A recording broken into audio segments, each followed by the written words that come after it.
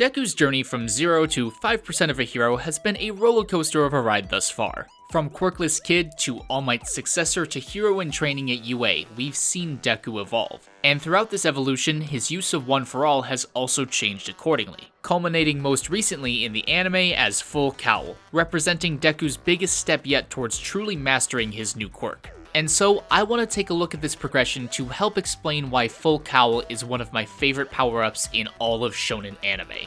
Let's do this.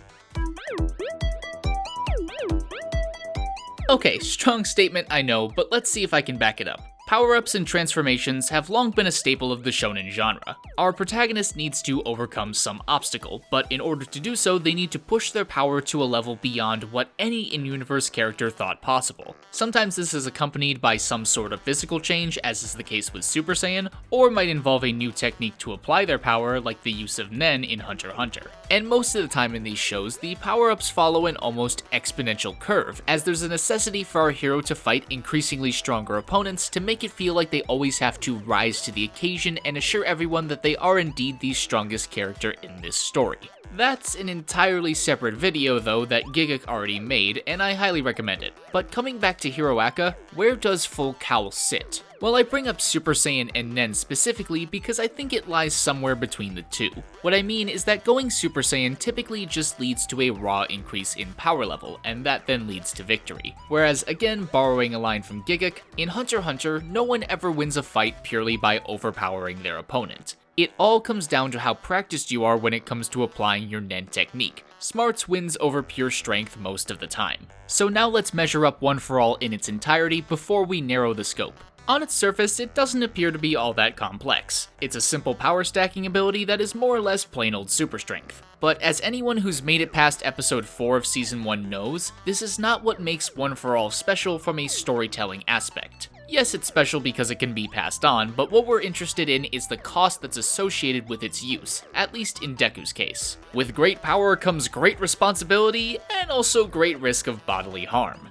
Yes, he can summon the strength All Might has shown to possess, but not without gravely injuring himself in the process. So what's Deku to do when faced with this dilemma? Well, standard protocol for a shonen protagonist is to just hit their problem harder until it goes away. But obviously, in this case, that's exactly the issue. Plus, Bakugo already has that base covered. Instead, Deku initially chooses to not rely solely on his quirk in fights, because he simply can't afford to do otherwise. And his quirkless childhood actually prepped him to deal with this pretty well. We see his analytical mind constantly at work throughout each of his fights in the series, only using his quirk sparingly, his most recent 2 fights being the exception. Okay, so really quick mini rant I've been wanting to bring up for a while now. Has anyone else noticed that for how smart he is, Deku never learns to think of a landing strategy? Okay, I jumped using One For All, so maybe I can use it to get down too. But there was more force than I expected, and I didn't think about how I was gonna land! His first time using One For All, okay fine, it's his freebie. The sports festival? Come on! And even during his fight with Stain, Todoroki had to catch him with his ice. It just feels like it's becoming an epidemic with him. Okay, rant over. Anyways, his fight with Todoroki opened our eyes to just how bad a prolonged fight can be for Deku. It's simply not sustainable. So what's next? Well, again, if he was a typical shonen protagonist, he'd work at it time and again until he could fully control One For All, and he'd be on his way to becoming the #1 hero. Deku, though, has neither the luxury of time or the luck of your standard main character, at least in this aspect. Just as he was thrust into his role as One For All's next holder, he too is tasked with now learning to use it in a non-self-destructive manner. So enters Gran Torino, who manages to help Deku completely reshape the way he sees his quirk. Because while his childhood did catalyze the development of his analytical mind, it also led him to think of superpowers much in the same manner as we tend to. He doesn't see it as being a part of him, as an extension of his own body, instead thinking of it like something that needs to be summoned, like a special move in a video game. So then, in switching up this mindset, he learns a new way to apply One For All: full Cowl. In his own words, he is no longer calling upon the power in a selected area like his hands or feet when he needs it. Instead, he is now distributing the power throughout every part of his body at the same time. Just on the surface, I love this change in thinking because it just seems so obvious in hindsight. His quirk isn't localized strength in his arms or legs, it's just super strength. And so with full Cowl, Deku is now able to actually fight unabated and no longer held back by his own power. And the kicker in all of this is that, strictly speaking, full Cowl is not a power-up. That's right, you've been clickbaited. Bam! Okay, I'm kidding, but when you take it at face value, full Cowl doesn't seem that significant. We see during his fight with Stain that a 5% smash, even if he catches his opponent off guard, isn't enough to knock them out, let alone win the fight.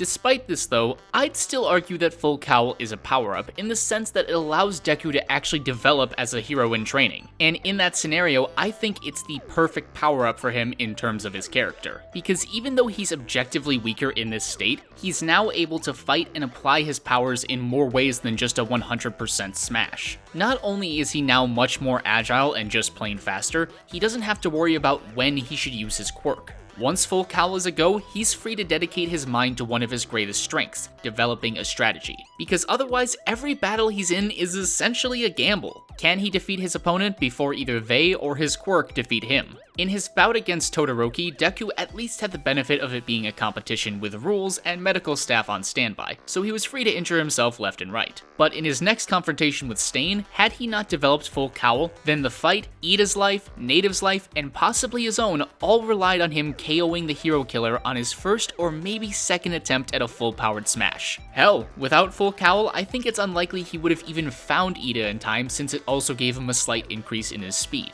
We're getting into more speculation territory though. In the end, Deku's use of One for All, while not strictly speaking a power-up, is the closest thing we've seen to one in the series so far. For every other character, their quote-unquote power-up is tied more to how they apply their quirk. Take Bakugo's stun grenade or Uraraka floating yourself, for example. And even in cases where it seems like it would be your stereotypical power-up, i.e. indiscriminate shock or reciprocal burst, these are not permanent increases in power more than they are just special moves to be used in a pinch. And very, very tiny manga spoilers, but we will soon see that if they do wish to actually improve the power of their quirks, it's going to take rigorous training and dedication to do so. Which makes sense when we think back to how quirks are tied to biology and the constant muscle analogy that's used. But again, that's getting more into speculation and straying further away from the topic of this video. In my personal opinion, I see full Cowl as a power-up because of how it affects Deku and his arc as both a character and hero in training. But what do you think? Where would you rank full Cowl on your list of favorite power-ups if you even think it belongs on such a list in the first place? Were you happy when it was first revealed? Whatever your thoughts are, you can let me know down below. And regardless, I think we can all agree that seeing it animated is really freaking cool. But thank you as always for watching, and I want to especially thank my patron PenguinPandaZero for supporting me. If you enjoyed this video, feel free to leave a like. You can click on the left to subscribe, and if you want to support me and my work on Patreon to receive various perks, you can click on the right. Click the middle to watch more of my content. Stay awesome, and I'll see you guys next time.